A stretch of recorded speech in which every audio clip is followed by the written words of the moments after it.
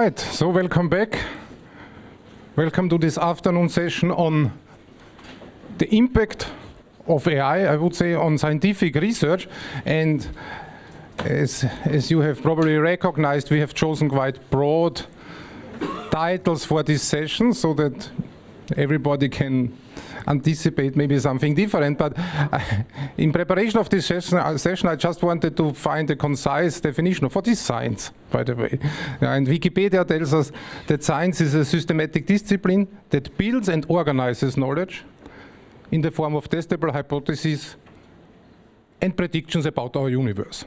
Okay, and I think this definition reflects two things we might want to discuss in this session. The one way is how AI influences the way we organize science in our scientific progress, in maybe also in the way we organize conferences.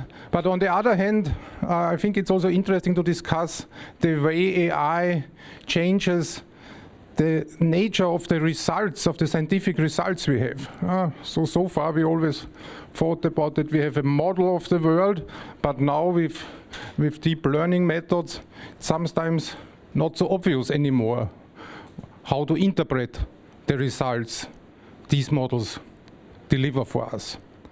Okay, we will first have a talk by NOSHIR CONTRACTOR, then we will have a panel discussion. I will introduce the panelists then, but let me just say a very few words about NOSHIR. So he's Professor of Behavioral Sciences at Northwestern University. So he means that he is working in network science, and he is fellow of several associations. I don't mention them all, but among them is also the ECM. And just maybe and he received several awards. And since May 2024, if I'm not mistaken, he's also president, he's director of the Web Science Trust. And we are very happy, NOSHIR, to have you here again, and we are looking forward very much to your presentation. Thank you, Stefan. Thanks again. Thank you. First of all, thanks to all of the, oops. This is moving the mouse.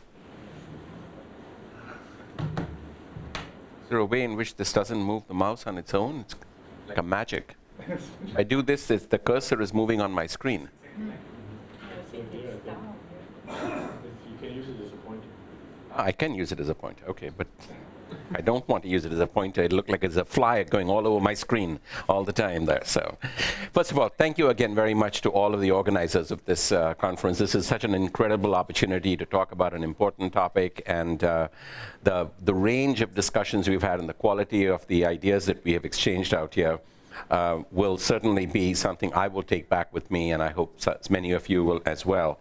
So I'm going to focus, as Stefan pointed out, on the impact of AI on scientific research, and broadly I call it two paradigm shifts with a question mark, because as was mentioned by Stefan, one is, have we changed the object of scientific inquiry? To what extent has AI changed what we study?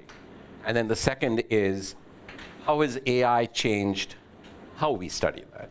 And so I call that the object of scientific inquiry and the conduct of scientific inquiry. I'm going to do most of my presentation on the latter, but I will start briefly on the former, especially as it applies to those who are interested in looking at social systems. So back in 2009, along with several other colleagues, we published this very small essay in Time magazine titled Computational Social Science.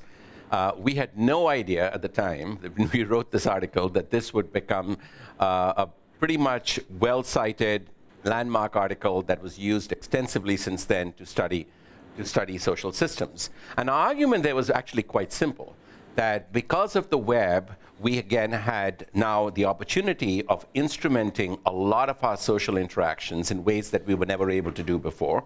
And as a result, the web was both a way of studying social systems, but also a way of studying how social systems are impacted by the web. And so this article was in 2009. It gave rise to a lot of different movements in the area of computational social science. And again, right about 10 years later, we went back and wrote another forum in Science, again, this time titled Computational Social Science, Obstacles and Opportunities, to take stock of where we were and to also see where we were headed in the future. Obviously, that decade had brought a massive amount of change in the ways in which we thought about computational social science.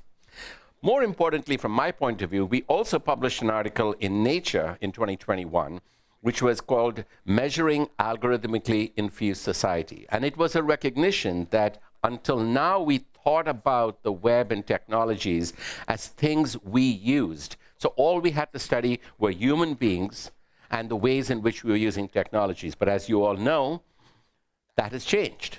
Today, what we see, what we read, what we do, what we buy, what we watch, is all algorithmically infused. Algorithms which, for the most part, are black box to us and change at the whims of the platform providers. As a result, the study of social systems as algorithmically infused societies has made social science much harder science than it was previously. Having had a background as an undergrad in electrical engineering, I was always the person who would say, oh, there's the hard sciences and then there's the soft sciences. I'm convinced today that we have the hard sciences in engineering and computer science, and the social sciences are the harder sciences, and just made even further hard by the notion that we have an algorithmically infused society. So in this article in Nature that Claudia Wagner took the lead on, and I was part of the team that wrote it, the subject of investigation has changed. So what we study has changed, the emergence of these societies, and it applies to all facets of our life, whether it's social process, are infused by algorithms on the left. If it's political process, we certainly have seen that again being infused by algorithms, whether it's economic processes that are also being influenced in terms of recommender systems and what we buy and what we choose to watch. So all of this to say that today, the challenge of what we study from a social system has also changed as a result of AI, and we're only just seeing the beginning of that. An example from my own research is by looking at what we call human AI teams. In the past, we looked at technologies and even AI as an assistant or a tool. Think about Siri, think about Alexa. But today, as Tom Malone at MIT has said, that AI has now become a teammate, and in many cases has become our manager, directing different members to go do different things. There's a lot of work done by Michael Bernstein and his colleagues at Stanford, where they talk about flash teams and flash organizations, the ability of using computers to put together teams that may involve humans, but may also involve AI agents at the same time. And that is a big mindset change for us to think about our workplace of the future. We found all kinds of things in this area. I will not bore you with the results. Clearly, just adding a teaspoon of AI to a team doesn't make the medicine go down any better. It becomes much more complicated. We've seen many instances where adding AI actually is worse than not adding it. There was a study that showed that radiological diagnosis was done better by either a human or an AI, but done much worse by having a human and AI work together. So again, the notion of simply adding human and AI together in and of itself is not going to be able to solve the problem. So we really have to think about ways in which we advance the synergies. And so this is an example of a project that we are working on, funded by Microsoft and by the Army Research Lab, where we think about what role is the AI playing. Is the AI somebody who is going to provide group facilitation, management? Is the AI going to be someone that provides content issues, etc.? And we are still at early stages. So one is called a coach AI, the other is called an assistive AI. And what we find, and this is the preliminary results, is that in contrast to perceptions of human teammates, we really don't like AI to tell us group facilitation. We don't like AI to tell us, oh, I haven't heard from you. Can you say something? Oh, look, we only have 10 minutes left. Can we move on? We are much more happy having a human tell us that, but we are very happy to have the AI give us content-based suggestions. Again, these are preliminary studies, and they may change. Another very interesting study is that in the world of management, we have often noted that we, as human beings, have a real problem with what we call as competent jerks. So people who are really competent, but who are jerks. And we try to avoid them as much as possible. There's an article by that title in Harvard Business Review, Competent Jerks and Lovable Fools, and the role of social networks in who we go to. It turns out that when it comes to having AI, humans are much more tolerant of having an AI that is a competent jerk, and they have no problem working with an AI that is a competent jerk as compared to a human. So maybe there's a lesson there to be learned about how we might be able to use AI in some contexts.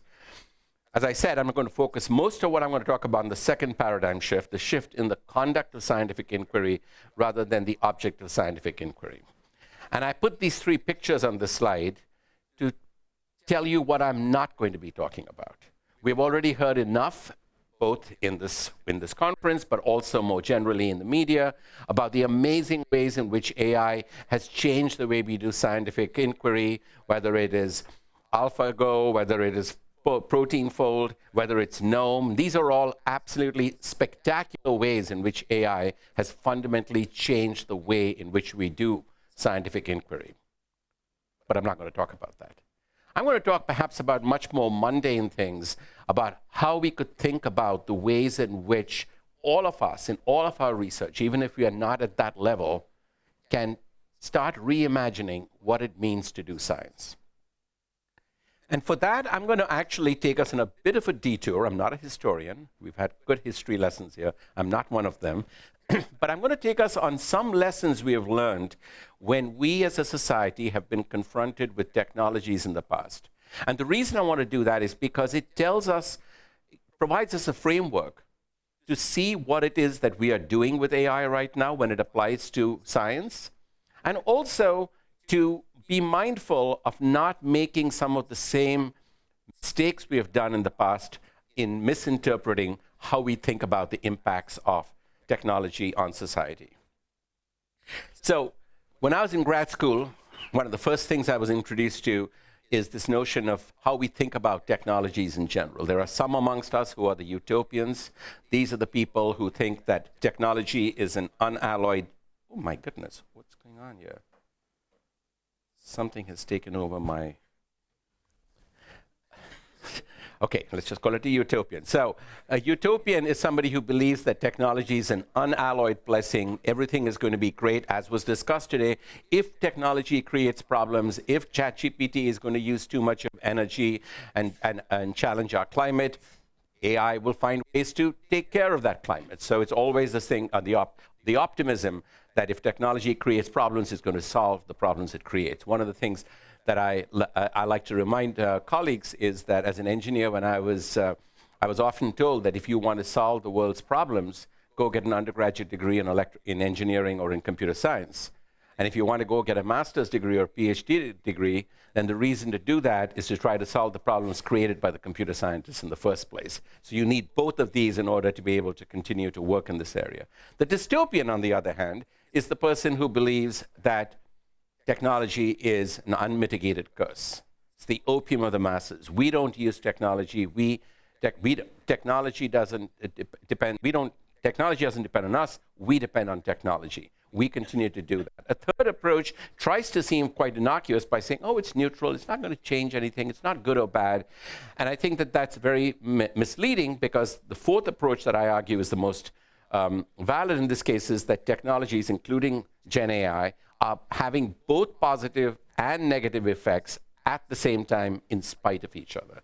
And trying to think that it's neutral is extremely naive. So we can go back to the telephone. The telephone was very important in helping create all kinds of new industries and professions. It gave a new name to the oldest profession in the world, being called call girl, because the telephone was used to make the phone calls. But it also improved all of the enforcement that was done by the police in terms of being able to deal with issues that were considered illegal at the time. And there are many, many instances of almost any technology that you can see having these dual effects. So the ways in which we think about this is important to see how these come about. Our first instinct is that we use a technology as a substitute for doing something. A substitute for doing what we already do. And let's start thinking about how this applies to the ways in which we're thinking about how we use Gen AI. There's a lot of work done in the adoption of innovations by a person by the name of Everett Rogers, who's passed on, who talked about diffusion of innovations. And he said in order for an innovation to be adopted, it needs to meet 5 criteria. Relative advantage, you can see something that it's doing better than what was being done before. It should be easily observable. You should be able to adapt it, customize it. It should be compatible with the previous way in which you did something. And then finally, it should be easy for you to try without having to invest a lot of money. Think about Gen AI and see how easy it is for us to see the relative advantage that it provides over something before that. The extent to which we can immediately observe the effects. We're able to adapt it thanks to prompt engineering. We see that it's compatible because we do it on our existing browsers. And finally, it's trialable because everyone wants to give you a freemium account. So you have all these benefits that makes it so easy to understand why the adoption has been there for something like that. The same arguments apply to the automobile, to the telephone, to video conferencing, the ARPANET, the internet, and the World Wide Web. All of these had those benefits that made it much easier to adopt those technologies. Of course, with the dawn of Gen AI, we see a lot of these same kinds of technologies that have a lot of the same kind of features that I was just describing to you. There's a problem, though. Substitution often works on the wrong assumptions. Take an example from history. This is the telecommunications transportation trade-off. When video conferencing first came on the scene, everyone who wanted to sell you at the time a fairly expensive video conferencing product said, hey, you know what? Spend that money on our video conferencing equipment because you won't have to travel as much. So your travel budget can go down, and then that you'll offset that by what you spend on video conferencing. The graph on the right is what actually happened. That the more people actually began to use video conferencing, the more they traveled. And the reason is because video conferencing created opportunities for us to think about doing more things together.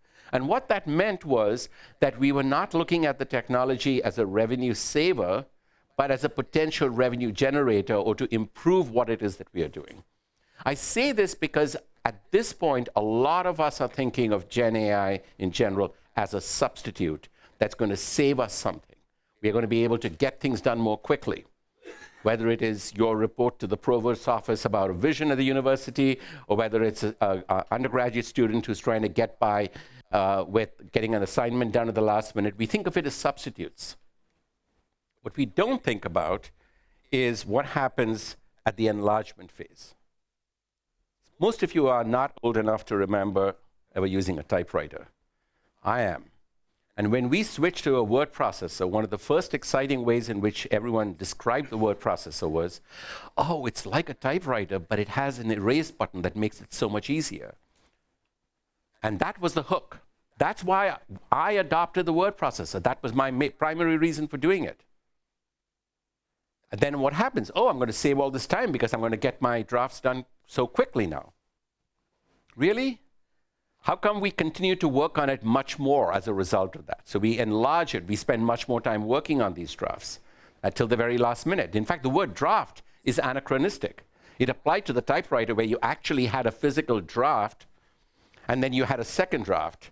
In the world, in word processor, we use the word drafts, but that just basically means when I decide to save my file or auto-save the file. These are ways in which we need to think about what we are doing with Gen AI. We're doing a lot more of it than what we did previously. So whatever benefits we thought we were getting from substitution, we have to consider how much of that is really based on enlargement. And we are used to looking at enlargement in other areas. Think of the ways in which some things got adopted. Electricity took 46 years to reach a quarter of the US population. I'll let you read the rest of the stats, but you come to TikTok and we were, wow, 3 years in 2020, and it reached a quarter of the US population. ChatGPT did better than that in less than 2 months. So again, you see that not only is the space increasing, but it's increasing at that exponential rate that we have to begin to fathom, and how many people are coming on board to do these things. We've all seen, those of us in computer science know about Moore's law, computational power doubling, Metcalfe's law, the value of a network proportional to the number of users squared. But we still have trouble thinking exponentially. How many of us realize that after 30, if you're looking at one adopter for an app, one adopter, and you say after 30 days you have about 1,000, if you double it every 3 days, that doesn't seem a lot, just double it every 3 days, okay. After 30 days you have 1,000. You go 30 days longer, now you have 1 million. You go 30 days longer, now you have 1 billion. That's the way in which our mind has difficulty understanding exponential enlargement, exponential growth, as we look at these different phenomena. We all know what happened to the IP4 and what's happening now with IP6 and what's happening because now all of a sudden we are beginning to think about everything on the internet. Every single device that we have is on the internet, including my favorite, my egg tray in the refrigerator. Right? It's internet enabled. At any point, I can tell you exactly how many eggs I have in my refrigerator and how many of them are more than 4 weeks old, for example. It gives me all of that detail information. That means we are now enlarging the ways in which we think about this. But one of the things that happens with enlargement is we get excited and say, everyone is benefiting from the enlargement. We're all doing better. All over the world, we see things happening. True, but there is an information gap that is actually increasing, because the haves are benefiting a lot more than the have-nots. And this is something that we have to keep in mind at a much more macro level as we think about the ways in which we're doing that. Even within the scientific enterprise, I would submit that people in this room who are coming from elite institutions are going to have a much better advantage using Gen AI than those who may be in Rwanda or in Ghana or in other parts of the world where they don't have as much access. Yes, they may do better than what they're doing now, but the gap between the haves and the have-nots is going to increase. And it's something that we need to think about as we look at the scientific enterprise in this context.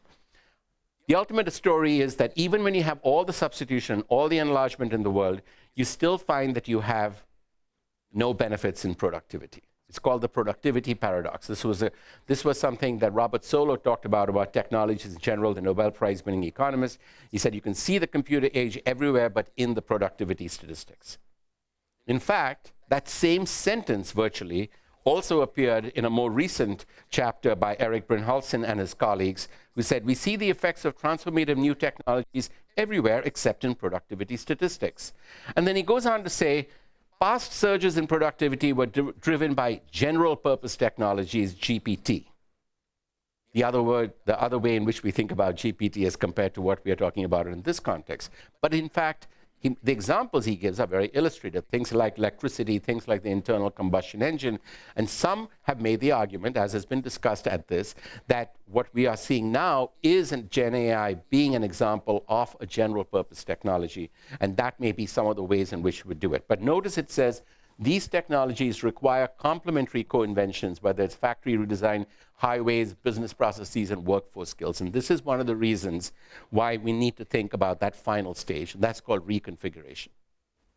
If we try to think about doing Gen AI and using Gen AI for the purpose of doing scientific research and doing it only as a substitute for what we are doing, or doing more of it, enlargement, we are probably not going to see the payoffs that we hope.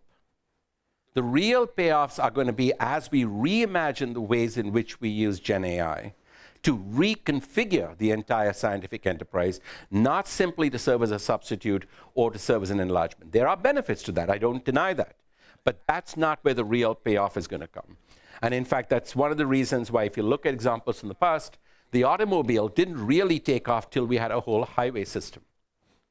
Otherwise, we were going to use the automobile to go to do our grocery shopping or go to the church twice a week or 3 times a week rather than once a week. But when we brought the entire highway system into place, that reconfigured what we think of as trade, commerce across the entire country. The same thing was true when the ARPANET was originally one that we geeks would use to exchange email or share resources. And then when it became this commercial venture that is now much larger than what it was. And the same thing has been true also with the World Wide Web and so on. Which is exactly why I think we should not forget Amara's rule. We overestimate the effect of technology in the short term and underestimate it in the long term. And I really encourage us as scientific researchers to think about going beyond that substitution and enlargement phase. So I'm going to wrap up here by talking about a few examples that I see, and we can debate how many of them are really just substitution and enlargement, and how many of them are really reconfiguration. Okay, so I'm going to rapidly go through some examples here. So, in general, we can think of AI in research as a clerk, a colleague, and a coach. So this is Andrew McAfee's distinction, which I think works quite well in most cases that we are looking at. There's an article that was written, this is in the National Bureau of Economic Research, which is one of the most prestigious publishing outlets.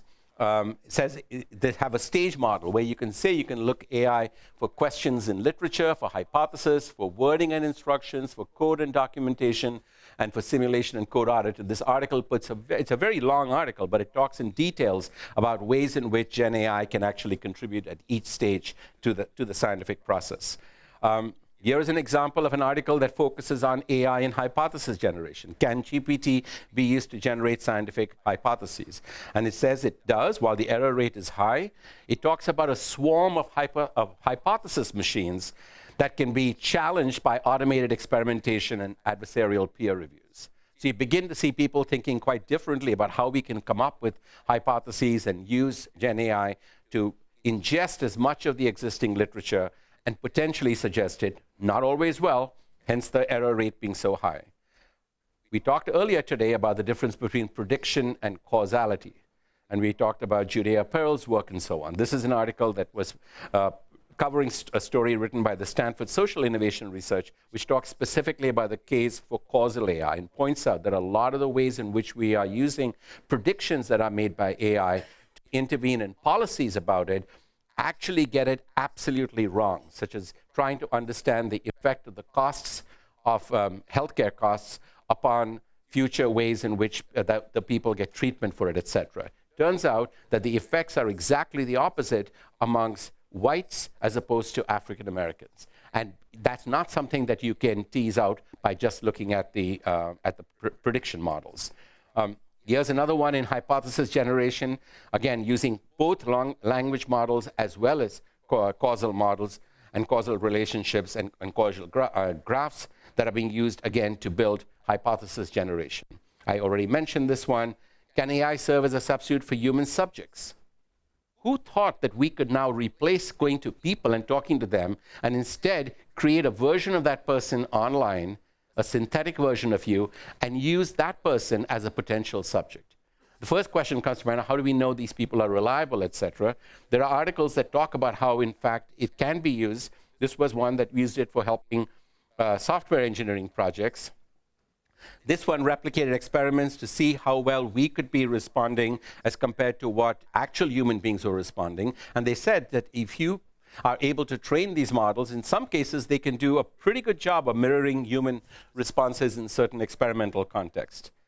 This article, which came out before the elections, it was published last year, showed how actually people can sometimes be more honest when the AI agent can be more honest when answering a survey question than the human subject themselves. In social sciences, we talk about socially desirable responses.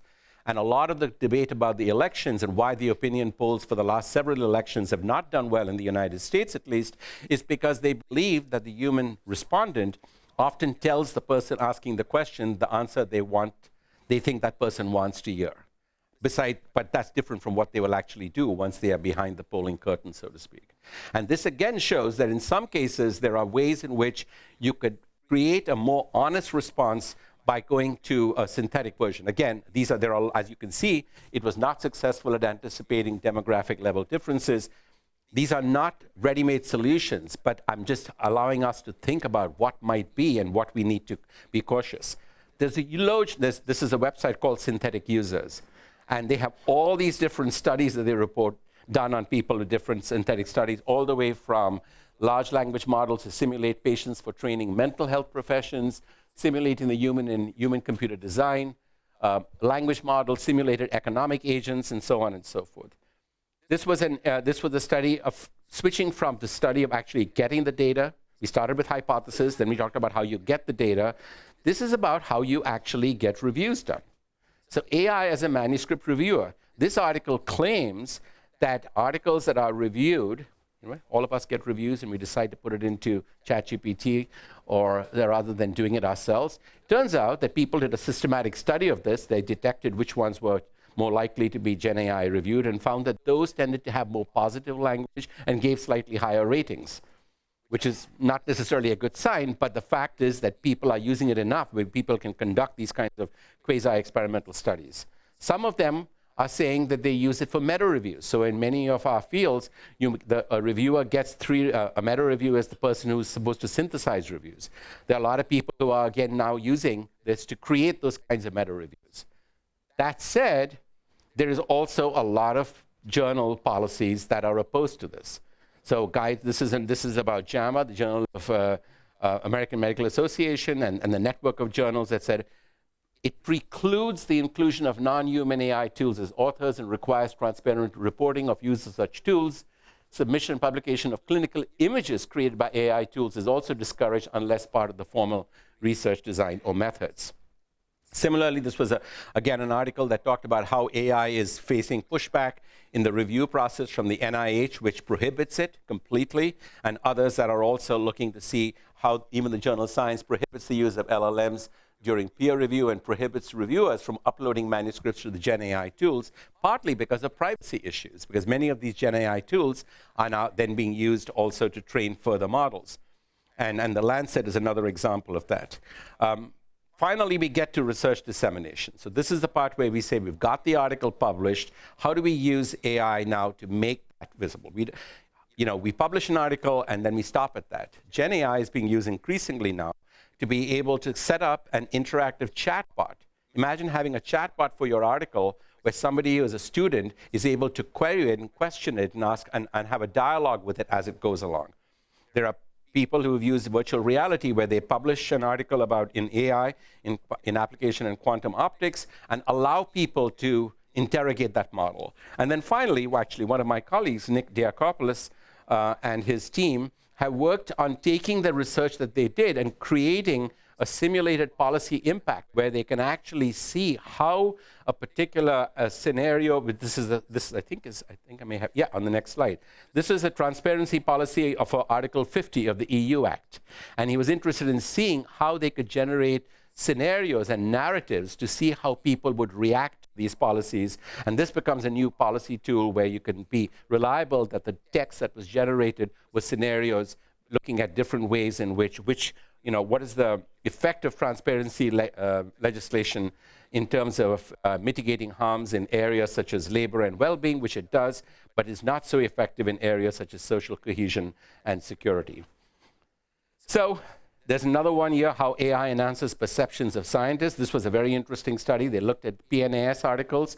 They took the normal summaries, the significant statements of PNAS, and replaced it for a sample group by creating a ChatGPT version of that. And they found, guess what? That in general, the ChatGPT version was simpler to understand. People liked it more.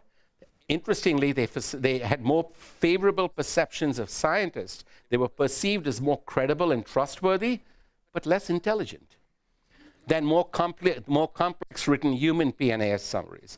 They were able to comprehend scientific writing better after reading a GPT summary, and they actually summarized the research better when they read the GPT summary as opposed to the significant statements that was laid out in the PNAS article itself. So to wrap things up here, I took the liberty of actually showing how we could even use it to generate synthetic videos about events such as this. So, let's see. A paradigm shift in computer science? This workshop focuses on the challenges for computer science and the sciences in general, the move from logic and algorithmic certainty to probability and LLMs. So this is an example of how we could have used it to help promote this particular event.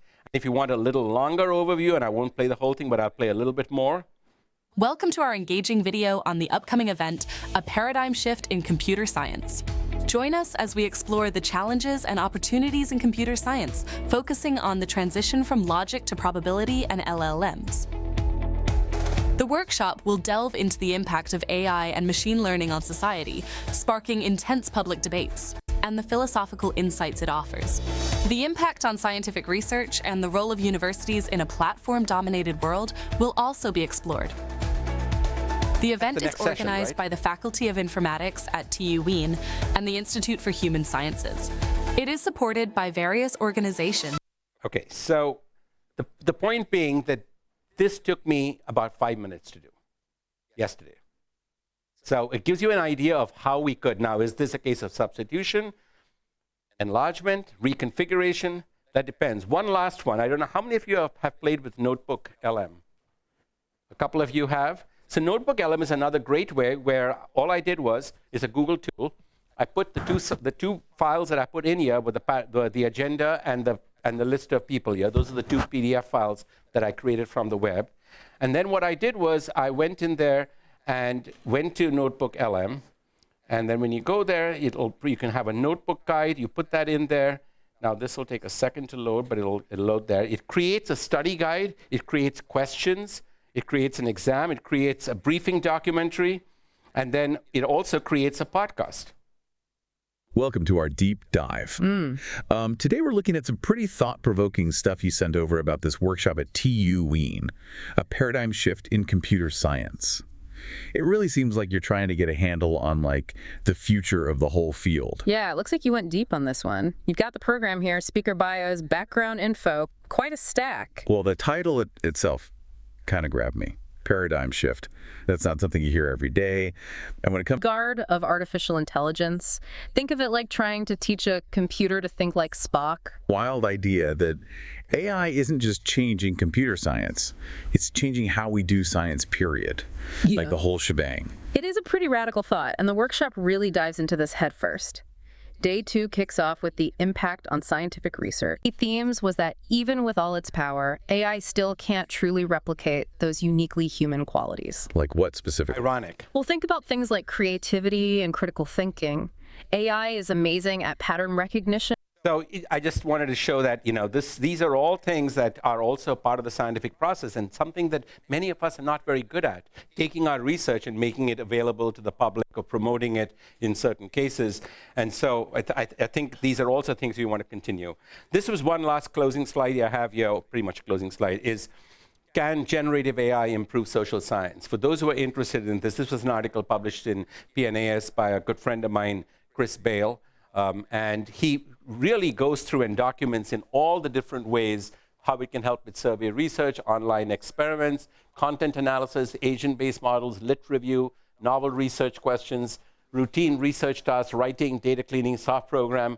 But then he also talks about the limitations, right? Bias in the data used to train these tools was mentioned today that it's only as good as the data that it was given. And in fact, we found many studies that sometimes, one of the studies we looked at, people's perceptions as perceived by the AI agents on the Ukraine war was different because the model it was trained on was about 1.5 years old as compared to where we are now. And so these are continuing important things. But I think what the last sentence is what I want to leave you, and that is the need for increased collaboration between social scientists and AI researchers. So 3 takeaways. AI won't replace scientific researchers, but researchers with AI will replace researchers without AI. Collaborative intelligence in terms of what we want to do, where we need people from CS and AI and people who are domain experts to go along with AI as part of the teams that we need in this area.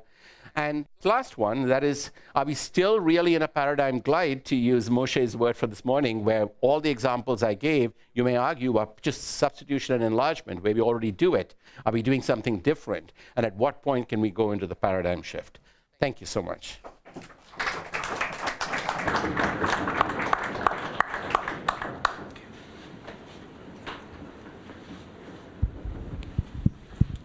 Thank you very much. So sorry, it's me again, not such a nice avatar. So, yes, damals in die Mitte. Ich wollte es gerade machen, Hannes, ich habe das schon antizipiert. Aber ich bin auch ein Ingenieur. Ja, das habe ich auch antizipiert. Thank you, Hannes. I'm a bad engineer. You thought that was a virtual glass, but it was an actual glass then. That was physics. Okay. You can't deny it. Do we want to put this in the middle? I think you want to put it in the middle, right? I think Hannes is now hesitating to. No. This is Yeah. So we keep on your shoes. That's important. We'll keep our shoes on. That's important.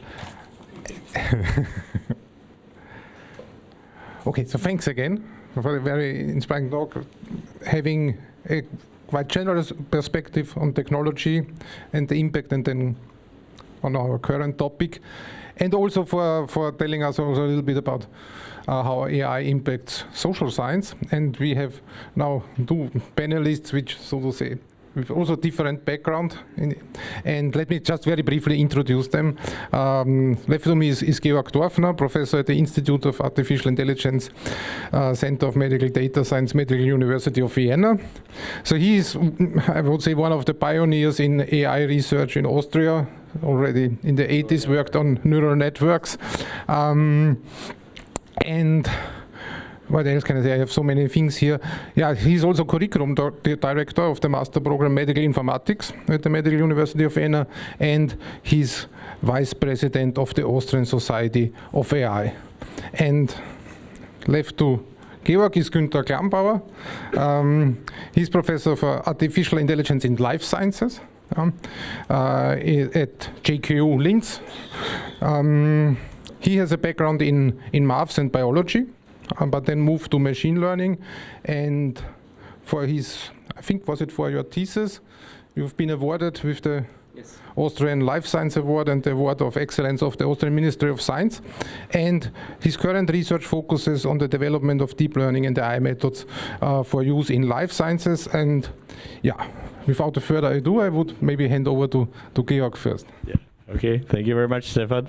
Thank you very much for the introduction. Also, thank you very much for the invitation. I also find this a very fascinating workshop. I mean, you said, I wouldn't consider myself a pioneer of AI. I give that credit to other people like Robert Truppel or Georg Gottlob. But I was one of the first in the 80s to do neural network research, and it wasn't considered AI, couldn't publish at AI conferences. And so it's very fascinating for me to see the latest development. And also, I was involved deeply in the discussions about symbolic and sub-symbolic in the 19th. So I really appreciate all the discussions here. But now also thanks to NOSHIR for your very nice presentation. There's certainly nothing I can disagree with. So I thought if you allow me, I can take a few of your things a little further.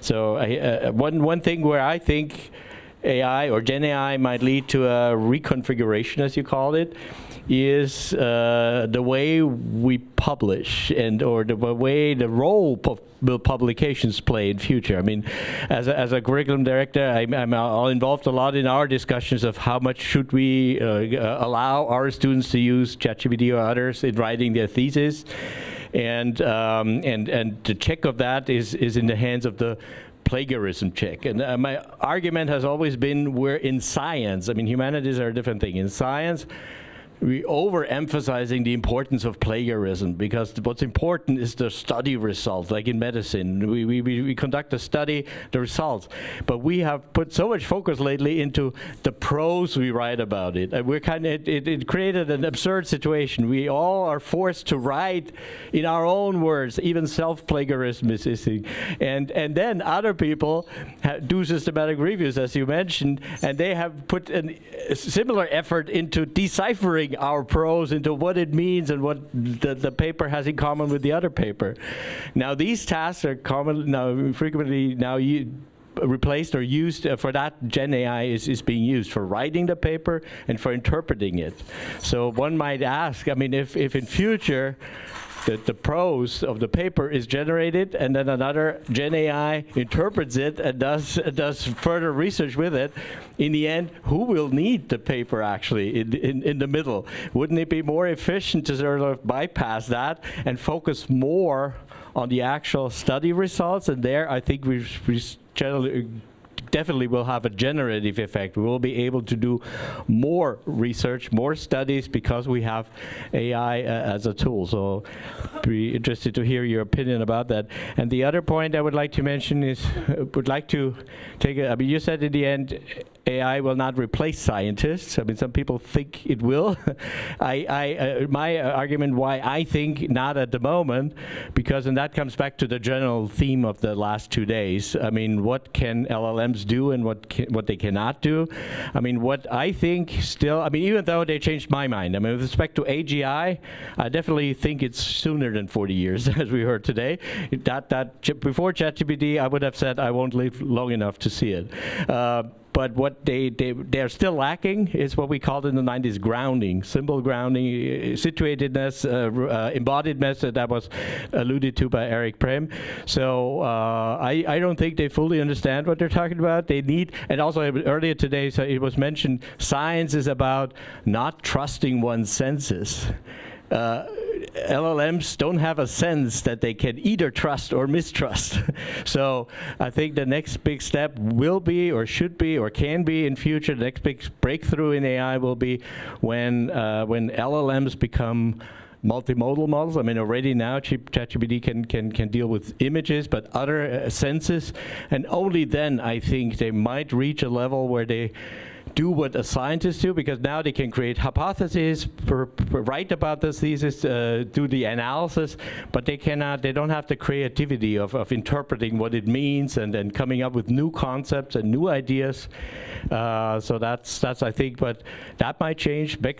One or two breakthroughs might turn them into systems that eventually will be able to do something like a scientist. So that's my personal opinion, and adding to this, and I'm certainly interested to hear your thoughts about it. Okay, thank you, Georg. Maybe we pass over the mic to Günter, and then NOSHIR, you have the possibility to react. Yeah. Remember more than Yeah. Go ahead. But yeah, NOSHIR, very great talk. It reminded me, or a lot of your thoughts sparked something in me about my own research and so on. The one first thing that occurred to me, and the story that I wanted to tell, is also when you showed the first video and the AI assistant said, this workshop delves into the topic of blah, blah, blah. There's a very funny story that happened in science, actually. So this word delve is quite unusual, right? So suddenly from November 22 on, it appeared more often in scientific abstracts, and then people looked into it. So before November 2022, less than 0.1% of the abstracts contained the word delve. But then suddenly, from that on, I think it's more than 100-fold of the abstract, so it went up from 0.0 something to 1% of the abstract contained the word delve, and this is because ChatGPT likes this word. So also GPT has its own, and that's why we also can determine with other systems whether something is AI written or not, because it has its own characteristics. So don't use the word delve in your abstracts. No. Yeah, I think there's a lot of things that we can discuss. Also, hopefully, we get to hear some inputs from the audience. Just a second thing. So the first thing was this that struck me. So there's still ways, of course, you can recognize things. Also in the review process, I'm myself submitting to iClear and having these discussions whether something is AI generated or not. Second thing is that kind of what you said, you won't talk about like AlphaFold and so on. So for the audience, this is unfortunately AlphaFold is not from my group, but this is the rough area in which my scientific work happens, so artificial intelligence in life sciences. And this AlphaFold is just got the Nobel Prize, or half a Nobel Prize, and it completely changed the way molecular biology works. So to find the 3D structure of one protein that is now what is predicted within seconds by AlphaFold, often that was a team of 5 researchers working for 2, 3, 10 years to resolve the 3D structure of one protein, and this is done at almost experimental quality by AlphaFold. So molecular biology has completely changed within a couple of years. Yeah. So great talk, NOSHIR. Thank you. So you raise interesting questions. So my first thing about your notion about the word delve. So it just occurred to me that if we continue to do what Thomas did, and they have n-grams that are going to see what's going to happen, we normally have looked at changes in n-grams as reflecting human thinking. But this may be one of the first examples of a ChatGPT-induced spike in the word delve in the n-grams that we now need to think about. Part of what I mean by algorithmically infused society, that it's not we who are using it, but the system has its own feedback now that is creating that case. I'll come back. I'll go back first to answer some of the questions that you raised as well.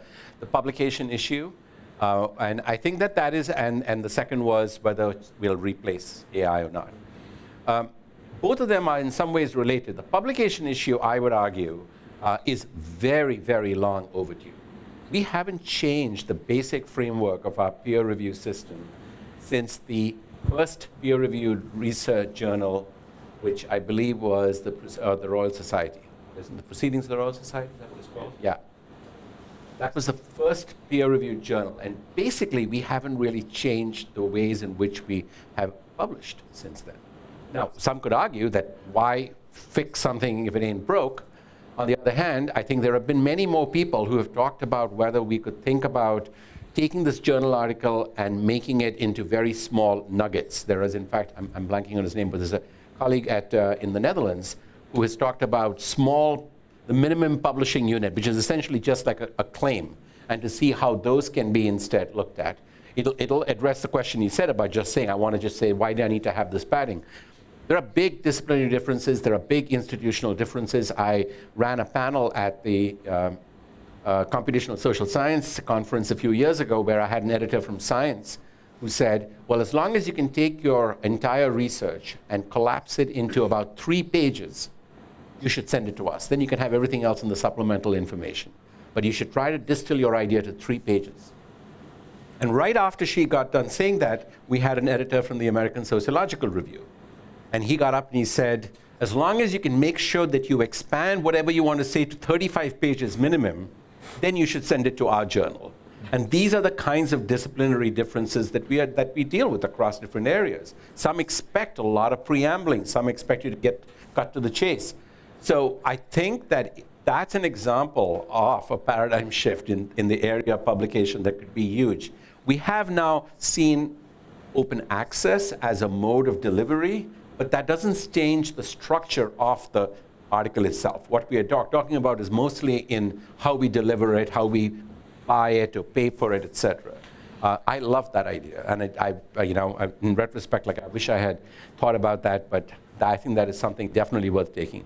The second one, I understand what you're saying, that you believe that we will not be able to, that at least for now, you don't think we're going to be replaced by the LLM.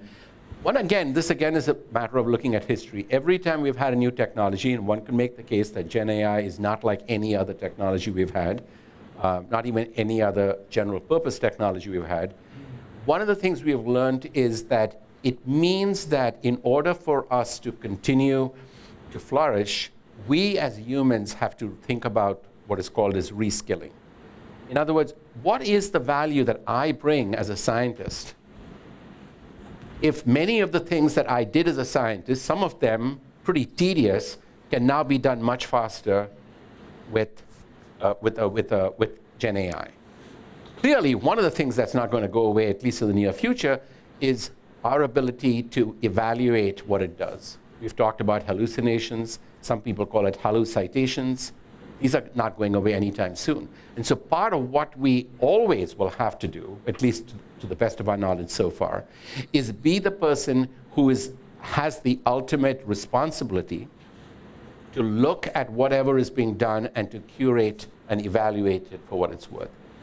But I think that there may be other skills that we need to think about developing that are not easily, that are not the strengths of something that we can do with Gen AI. And again, that means our educational system has to be rethought in that way.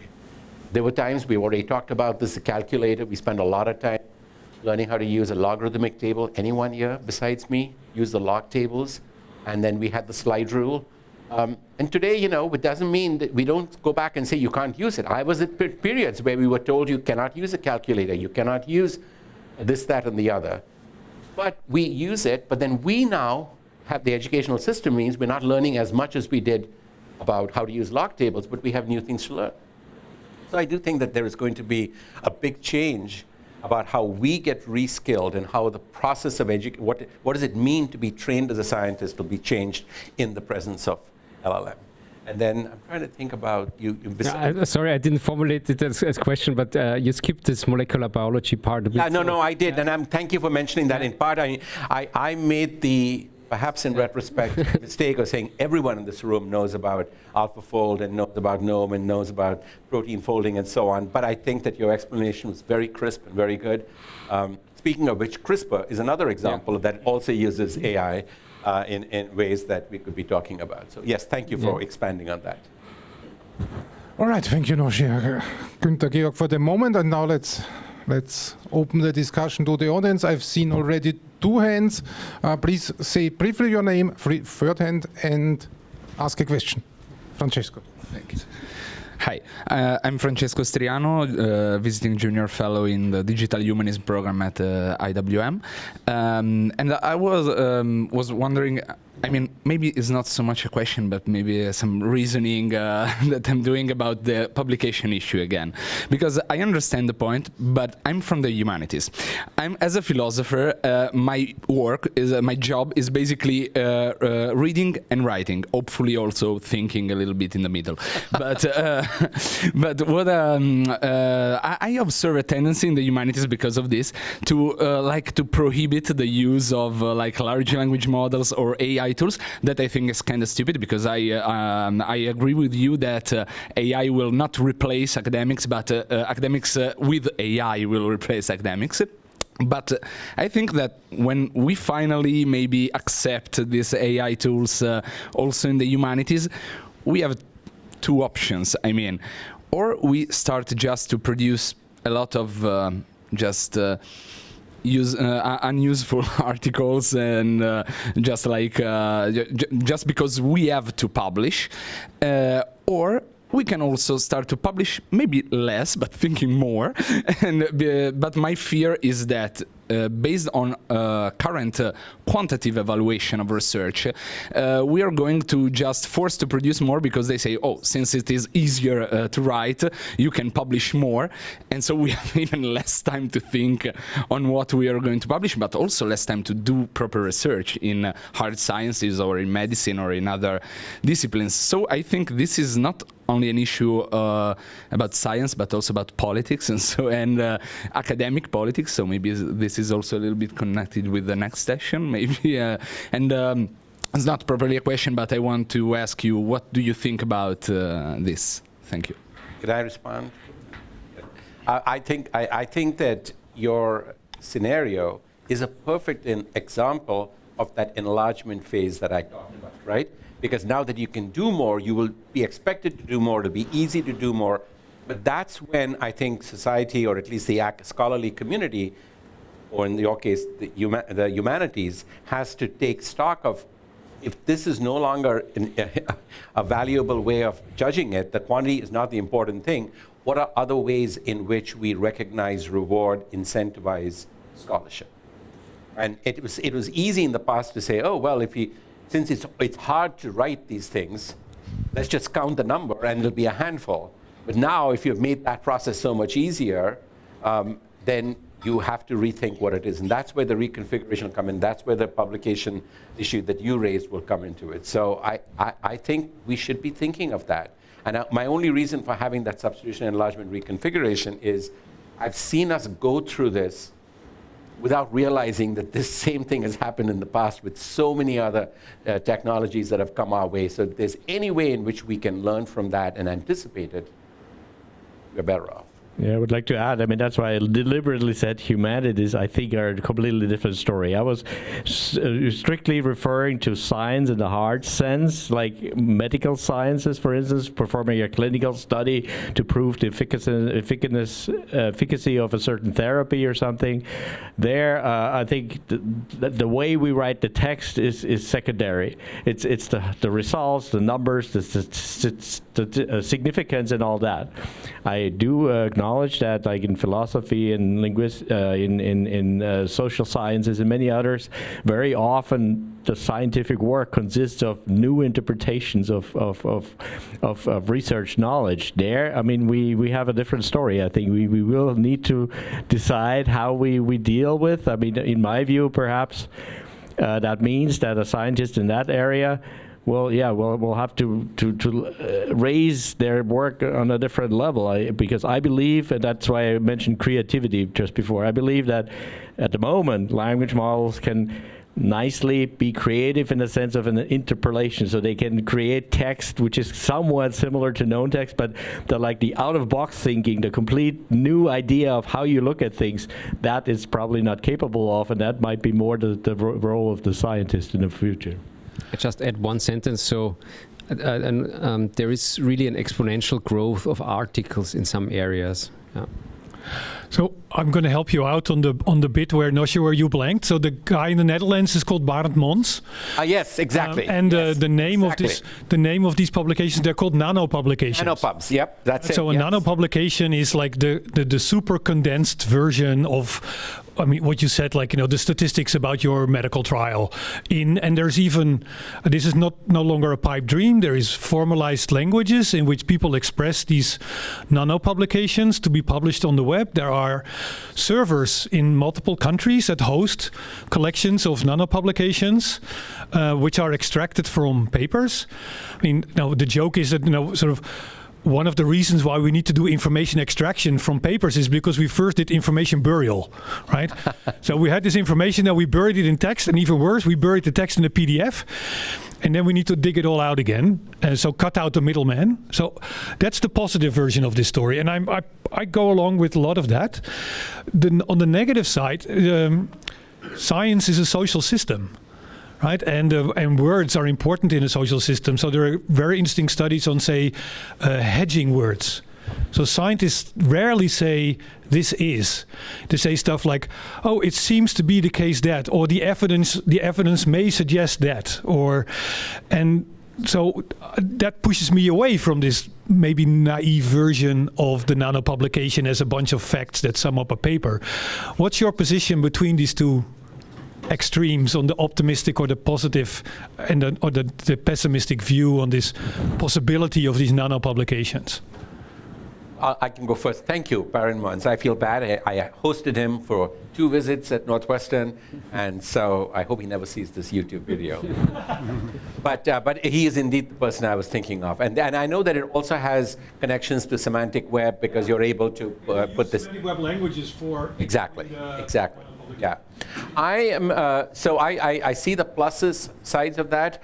I think that your concern about the language assertions is something that can be addressed. I agree with you that we rarely in science make simple assertions of it is or it is not. We certainly in our world, at least in the social sciences, but also in behavioral sciences, we live in the rest of the sciences, we live in a stochastic world. So by definition, we're going to say it is more likely rather than it is, okay, simply. So I think that in that sense, I don't know whether the use of stochastic language precludes the use of making those kinds of nugget statements, as long as you hedge in that sense. And I think that everyone expects it, and it would be really weird if you didn't, because there are very few deterministic claims that anyone would want to make in any of the sciences. So I see that, but I think it is something that one has to be mindful of in terms of being able to understand how to be able to use that language. So I think I like your notion of it being that we bury the findings in it, but there is other things that are not as easy to be able to put into a semantic web structure, for example, and that's why I don't think that we will see the end of a narrative.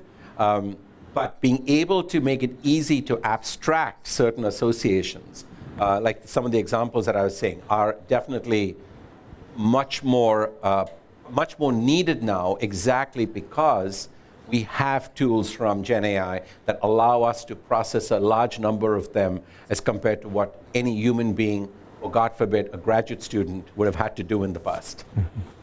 I would also like to thank you. I wasn't aware that community already exists. Yeah. Thank you very much. A big learning effect for me. And it sees that the reconfiguration effect is already working. But I also agree with you. I mean, that's not all there is to science. It's a social thing. We exchange ideas. We sit here. I mean, if here at this meeting we would all read statements generated by ChatGPT, we wouldn't by far learn as much as we are by exchanging our own opinions. And I think we shouldn't overlook that and see that this is being preserved. George? Thanks to all three for all these wonderful insights. 2 historical remarks and a question. To all three. Historical remarks is that you said electricity took more than 40 years to be broadly adopted, which is true, but studies have shown that the main reason it was restricted to lighting, no appliances. And the reason that there were no appliances were safety. People were electrocuted. They died. The harms of generative AI are less measurable than electrocution. So there were some different contexts there. The second historical remark is an article by my diasporic compatriot Nicolas Negroponte of 40 years ago, who argued that smart refrigerators would never make money, and they never did. Not yet. And here comes the question. I think when we study the impact on scientific research, it would indeed serve us well, as was mentioned by the panel, to separate what area we're talking about. I don't know anybody I would like to talk with that would dispute the wonderful value of AlphaFold. And certainly, you know, that it proves the maxim that with that tool, you're much better than without it. But however, but not to be polemic, but if a sociologist studies using AI tools, data generated by AI effects on society, there seems to me that there's a danger of a recursion effect. So that, for example, if you do that, I mean, you look at the world and you study it. If another sociologist looks at a different world that includes you in it, there's a sort of underlying Gödel's theorem somewhere there, I don't know where. So thank you, George. As always, very good insights, both historically and otherwise. I think that the issue about the electricity, the first point you were making, I think is good. And I think part of it is what was being argued, that any general purpose technology really doesn't take off until a whole ensemble of different infrastructure can come to play. Those ensembles are coming to play much quicker now than they did at the time of electricity. And so, but it doesn't mean that it doesn't have to happen. You still need to have that whole ecosystem that needs to be in place in order for some of these general purpose technologies to take off, but they contribute to it. And so what you've seen is that in the speed up of that entire process is happening much quicker now than it did previously. The second point that you made, polemic or otherwise, to me sounds like a regurgitation of Heisenberg's uncertainty principle. It's basically saying that the act of observing is going to change what is being observed. The social sciences have known that all the time. It's made much more complicated when you have algorithms that are hidden, that are also now part of that Heisenberg uncertainty principle. But surely you're not suggesting that because we have this, that we should abandon the ability to, or we don't see the utility of using Gen AI to further interrogate social systems that might have embedded in it this Heisenberg uncertainty quality. I argue that we do it with tempered optimism. Oh, okay. Well, I think that that's fair. That we have to recognize that we are going to have certain, we have to put certain caveats around the work that we do, and it could vary from different contexts, not only from one context to another, but from one time period to another. But at the same time, I think that there is enough insight, especially because of the implications for policy, that and for different parts of our community, especially those who are underrepresented, that we need to be able to do the best claims we can in all of social sciences, not just sociology, and that saying that means we can't get definitive results means it's throwing the baby out with the bathwater. Two quick comments. So I liked especially what you said about the electricity, the uptake of electricity. I didn't know that, but also here I see an analogy. So in order for electricity, we all have the norms now. I don't know all the English words about, so all the regulations around electricity. And now we're also building all the regulations for AI. Of course, it's on a much faster scale, but it seems that there's an analogy also here. And also on the second thing I wanted to comment. So what if now this recursion that you mentioned dimensions. So the generative AI generates text, images, and then the next generation will be trained on that. Yes, and there's also really technical papers that you try to train a neural network on text, for example, that it produces itself, and if there is very little, if it just learns on its own output, it can diverge into any very strange thing. So it can generate gibberish language that and you so something that you cannot work with, and then it doesn't improve itself in that way, but it kind of goes or converges to something very chaotic. So it's trained on human content, and I think at some point we will see the text that is generated. So we will look back and say, okay, we can use the texts from 4000 BC until November 2022, which will be guaranteed to be trained to be written by humans, and from November 22 on, there might be a lot of AI-generated content which is less usable or less reliable. So this will be quite the mark. And I think that's also already what is done, that when large language models are trained, that there's a lot of effort now to have high-quality data, curated data, and so on, in order to avoid that a neural network learns on its own outputs. Two additional facets to this problem. The one is in medical data, of course, as was mentioned, we have to deal with data protection. It just has very sensitive data. So there's a lot of discussion now of whether we cannot generate data that looks like real images, right, but is not a particular personal image, and then do our research work with that data.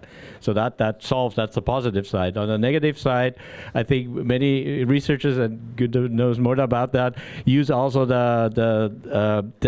those techniques of generating data to augment, to make their data sets bigger. And I always have a little knot in my stomach. I always worry if we seemingly increase our data that we then do research on, that we don't perpetuate something in there, so exactly as you said. So there's a positive and negative facet in my view.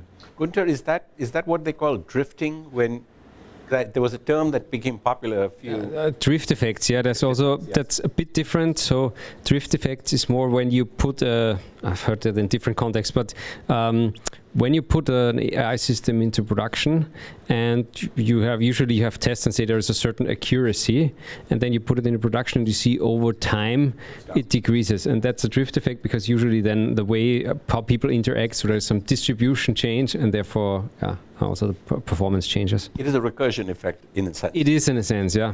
There's also the term of model collapse, no? Which that mode collapse is more if we really train it out, that can happen, that it's the generative AI, we want to somehow get some diversity, although that is questionable anyway, but a mode collapse happens also when training, that it outputs, for example, only a single image or a single sentence and so on. Yeah. Okay, Helga Nowotny. Yeah. Thank you. I would like to come back to what you said about reconfiguration, and you talked mainly about the publication system and the way how it changes the way how we work. Now, you also mentioned, and I fully support this, that our publication system has not changed since, centuries, you could say. And I would argue it has been more than overdue for a radical change. So everything that AI does right now, is vastly overdue.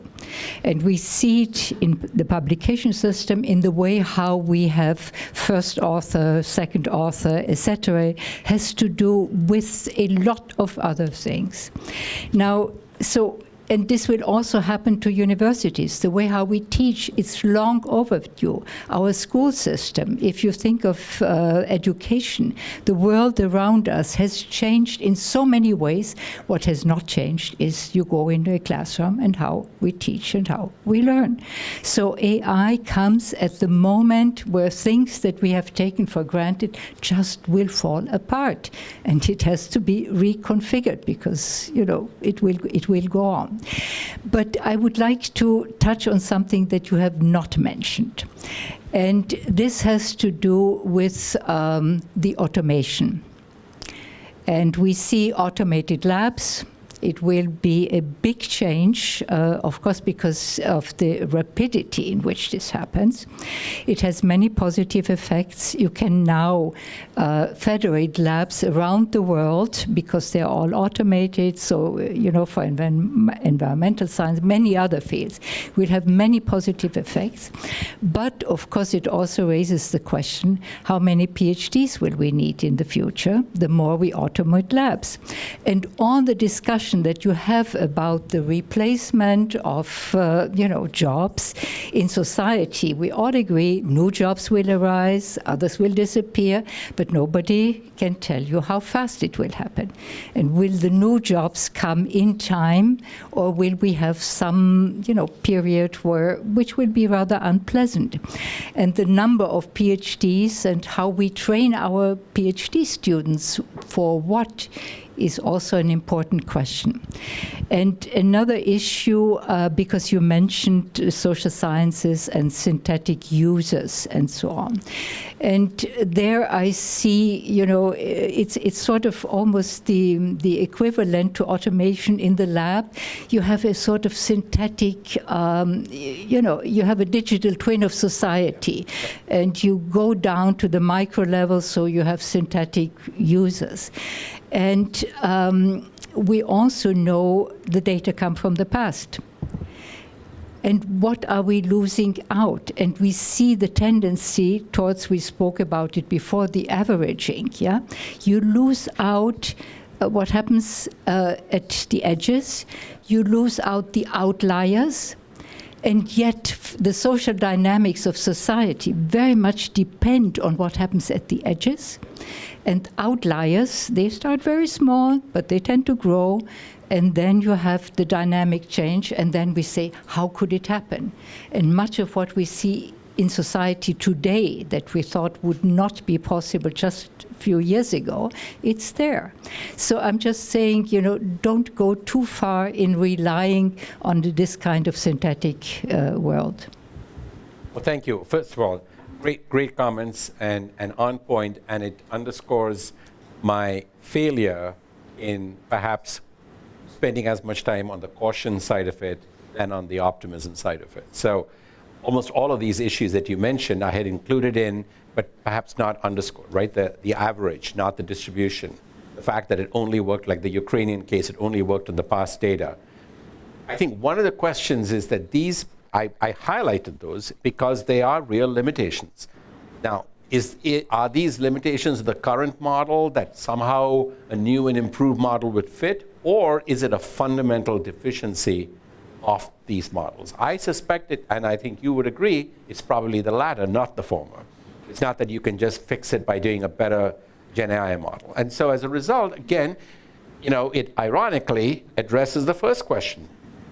Humans are not going away. There are things that are still being able, that only humans are capable of doing, and only human respondents are capable of answering in a survey as opposed to synthetic users.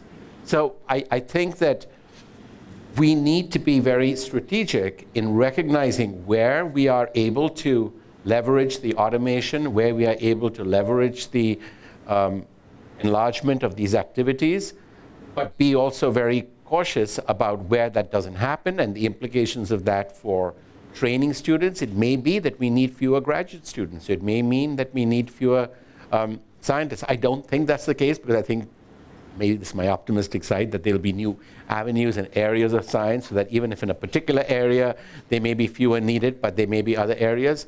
Let me tell you something I didn't talk about either that I thought you were going to mention, and that is our entire research funding process that you may know a little about, right? That whole process is also pretty antiquated in its own way. You could say that, in the Renaissance, there was patronage of the Medici families and things of that kind, and now the patronage comes from federal funding agencies and corporations. But that, again, is in large part, and especially given what's happening with Gen AI now being so heavily dominated by industry, we have to think about what this means in terms of funding, about how it happens in universities or elsewhere. I think that there is a reason to believe that these efforts, you said we don't know when the new jobs will come. I don't think that I wouldn't look at it as binary. I don't think that we are suddenly going to be told one day, you're out of a job. It just means that we are gradually having to redefine some of what we are doing out there. And so that I'm not as fearful as in some previous generations where a mechanical device came and your boss told you, I don't need you anymore. I've got this robot who's going to make the burgers in the fast food restaurant. I don't see it quite as binary as that. And so I think that we have some time, but if we don't think and anticipate these issues, we may get to that point, unfortunately. Yeah, Stefan Klein. Stefan Klein, Universität Münster. I'd like to ask a hypothetical question with two facets.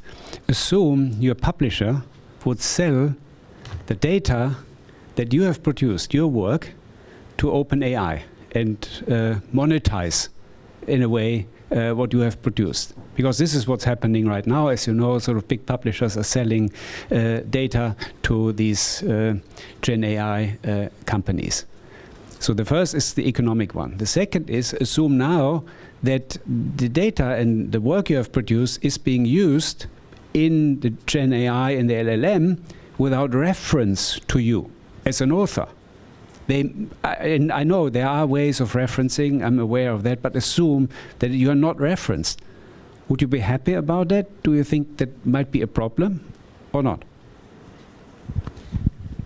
Yeah, I'll jump in. So I think that's a huge problem, and there are also not only scientific works, of course, there are really copyright cases now filed against OpenAI and so on, because it obviously uses copyrighted materials. I think that's a huge problem that they just train on everything.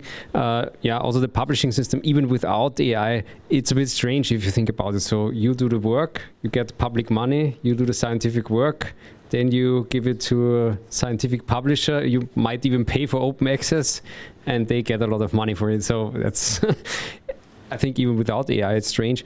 Yes, but overall, I think there has to be, we're giving a lot to the IT giants, right? We see OpenAI training models, Facebook, Meta training their models on this data.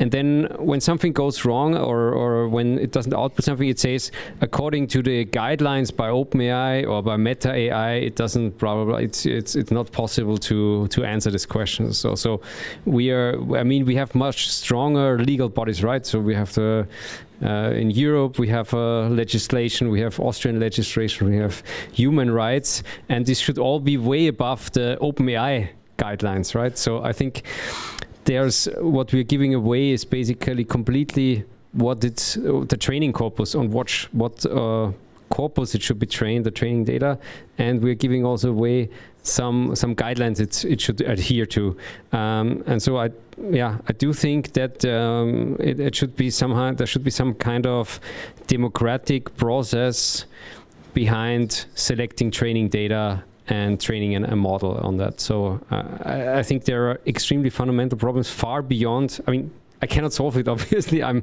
unhappy that it is trained. And I'm also seeing all the subsequent problems. But yeah, there is no easy solution, I would say, and it would be. I think it would mean that we have to make a large-scale effort to come up with some democratic way to decide on the training data and to commonly train a large language model and decide on which guidelines it should adhere to.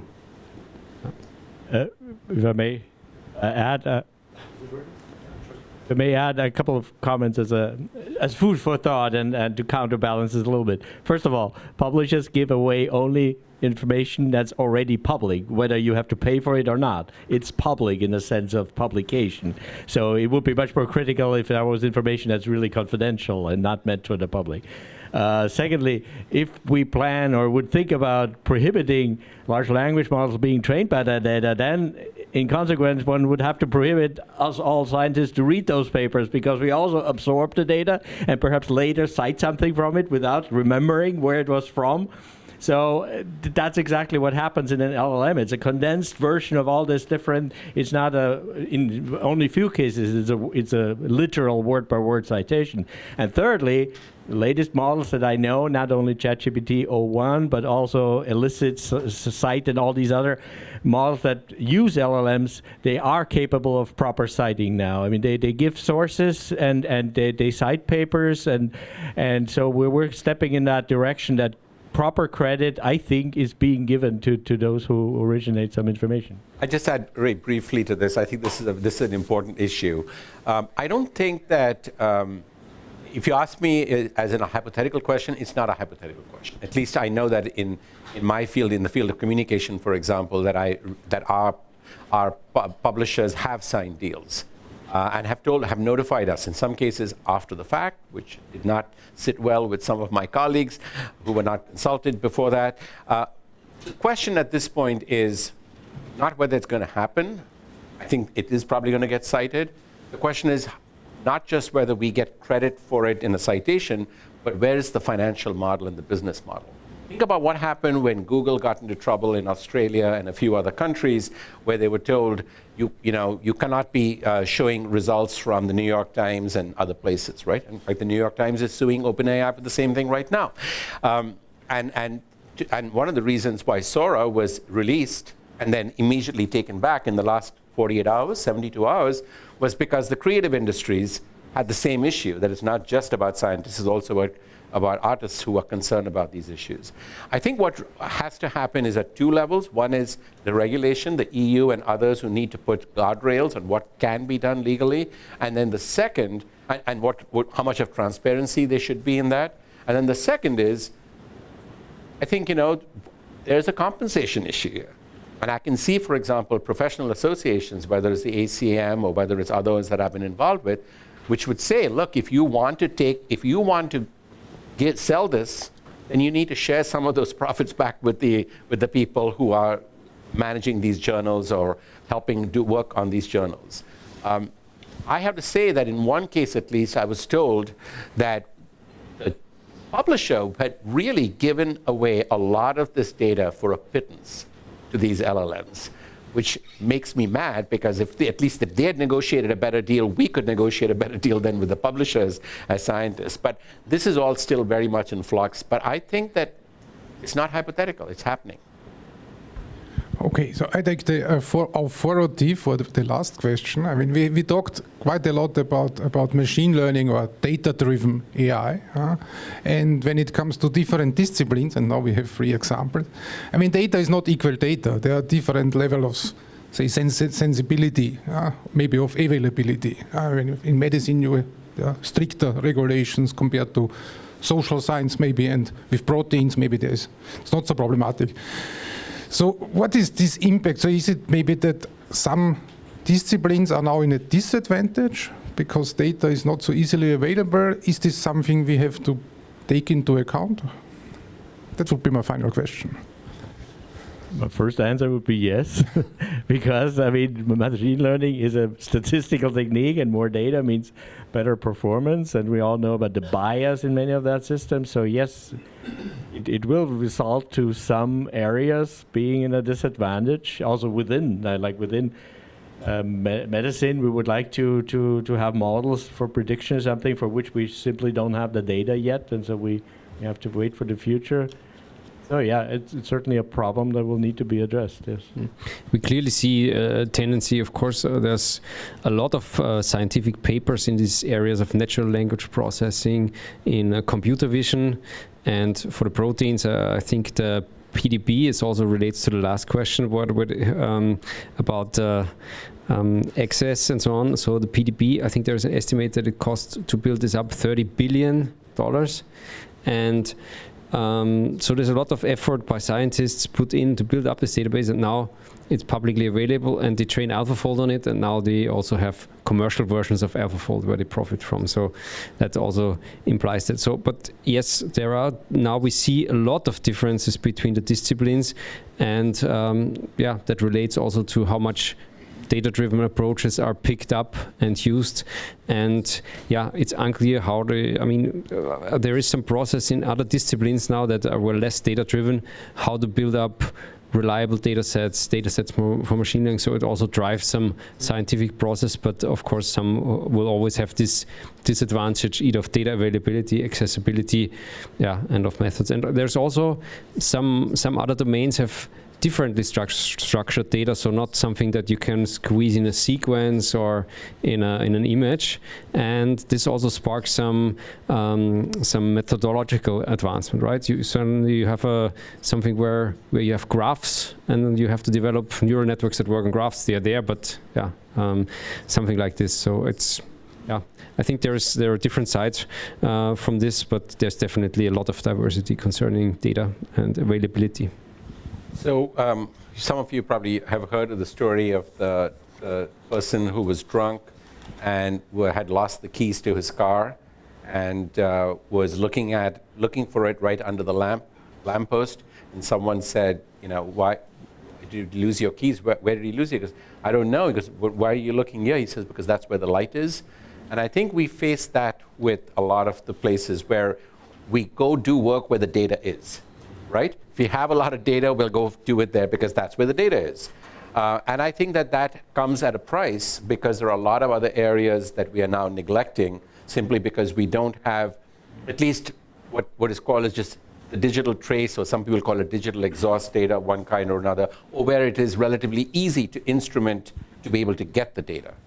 However, I think there is an argument to be made that, and you began to touch on part of that, and that is data doesn't always come in the form of quant numbers or vision, etc. There's a lot, especially in the humanities and social sciences, there's a lot of data that can be looked at from very different ways. And it doesn't have to be data-driven. We've talked back and forth during the conference so far about theory-driven versus data-driven. And we had the articles, I think was even referenced here, the end of theory that was mentioned by the editor of Wired magazine. And do we need theory when we can have the entire model and do everything, etc.? I think that balance has to be tempered again, or we need to put that back into the equation. Because the old ways in which we often did theory-driven work was we started with theories, we decided what specific data we wanted to collect, and then we're able to try to find where that data could be and how it could be collected. We moved away from that because of this abundance of data that is there all around. But it's unequally, it's not uniformly distributed. And so we have certain areas where we have a lot of data, and we've rushed into those areas. But I think we still need to be able to uphold the idea of what it means to do what some people have called, intentionally being able to design projects where we can say narrowly what data we need. And yes, there are a lot of people, machine learning in general may not be good for some of these, though there is also a lot of work done in statistics looking at highly unlikely events and modeling very unlikely events. And that area of research has actually also been doing quite well. There are lots of groups in Stanford who are working on that. And I think that is partly because you can't expect a lot of data in every area. I hope there's time, but there's a very cool story. Okay, very briefly, Stanford, there was a group working on medical images, on ophthalmology, retinal fundus, and they tried to predict cardiovascular risk factors, right? So they had a lot of data, medical images, predicted age and so on, because these are all risk factors. And suddenly, much disputed, they also predicted gender, okay? It's obviously a risk factor for cardiovascular diseases, but suddenly they found out there's a 99% accuracy in predicting gender from the retinal fundus image. Okay, you can shrug because gender is easy to determine, but the important thing was no ophthalmologists in the world knew that there was a difference between men and women concerning the retinal fundus. So they suddenly found out features in the retinal fundus images that were different between men and women. So new medical knowledge was generated that you can now put in the textbook. So it's how the blood vessels were. New medical knowledge was generated without an hypothesis, purely data-driven. So that completely changed how science works. Yeah. Okay. Sorry. So I think we should come for the coffee now, Enrico. No, there was another week before. So if I take yours, I take another one, and maybe then someone else has a question. But I don't. So it's up. People are to. So everyone. Yeah. So, coffee break. So yeah. So I'm a physicist and quantum scientist.